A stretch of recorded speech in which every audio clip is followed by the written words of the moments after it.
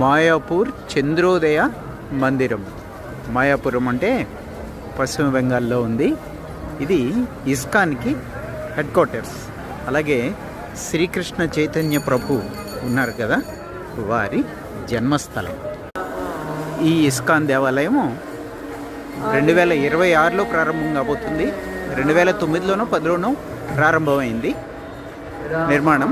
ఇది పూర్తయితే ప్రపంచంలోనే అతిపెద్ద ఇస్కాన్ దేవాలయమే కాకుండా అతిపెద్ద హిందూ దేవాలయం కూడా కాబోతుంది. ఫోర్డ్ యొక్క మనవడు, ముని మనవడు ఇంకో ఫోర్డ్ గారు ఇక్కడ ఈ ఆశ్రమానికి అధిపతి. శ్రీల ప్రభుపాద గారు దగ్గర శిష్యరకం చేశారు. నాన్ స్టాప్ హరినామ సంకీర్తన జరుగుతుంది ఇక్కడ. భజన్ కుటీర్.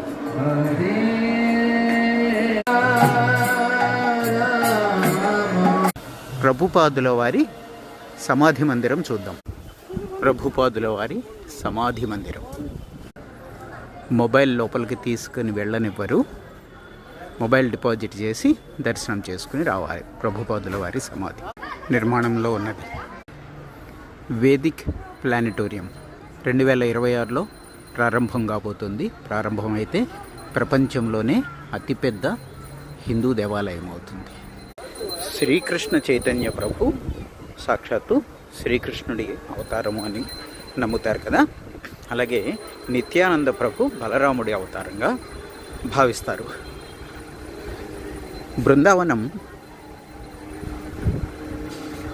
ద్వాపరయుగంలో బృందావనం ఎలాగా కృష్ణుడికి జన్మస్థలమై ఆయన లీలన్నీ జరిగినాయో, అలాగా కలియుగంలో ఇక్కడ మాయాపూర్లో కృష్ణ చైతన్య మహాప్రభువుగా జన్మించి ఇక్కడ అలాగ లీలన్నీ చేశారు. కాబట్టి ఇది కలియుగంలో బృందావనం అంతా పవిత్ర ప్రదేశము అని భావిస్తారు. జై శ్రీకృష్ణ. జాలంగి నది. ఇక్కడ గంగా నది, జాలంగి నది సంగమం. ఇది ఈ ప్రదేశం పవిత్రమైన యమునా నది తీరం లాంటిది. యోగపీఠ్ చైతన్య మహాప్రభుల పుట్టిన ప్రదేశం. వేప చెట్టు కింద పుడతారు. ఆ చెట్టు కూడా ఇక్కడ ఉంది.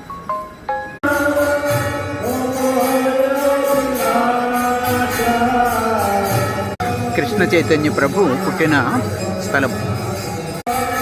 ఈ వేప చెట్టు కిందే కృష్ణ చైతన్య ప్రభు స్వామి పుట్టారు అని విశ్వసిస్తారు.